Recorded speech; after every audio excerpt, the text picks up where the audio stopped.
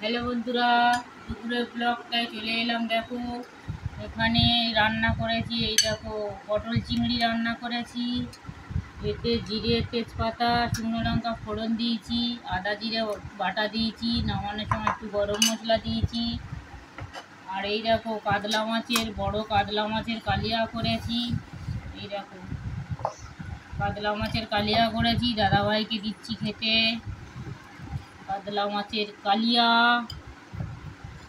এতে দিয়েছি গোটা গরম মশলা, তেজপাতা, জিরে ফোড়ন দিয়েছি, আদা জিরে বাটা দিয়েছি, একটু রসুন দিয়েছি, আর গোটা একটু গরম মশলা গরম মশলা দিয়েছি, গরম মশলা।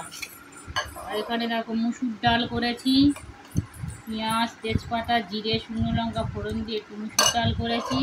আর এরকম মাটন কষা করেছি।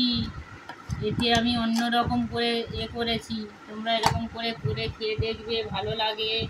হ্যালো বন্ধুরা, দেখো আমি খাচ্ছি, তোমরা দেখতে থাকো। আর ব্লগটা ভালো লাগলে কমেন্ট করো, লাইক করো, শেয়ার করো। হ্যালো বন্ধুরা, হাই এসো।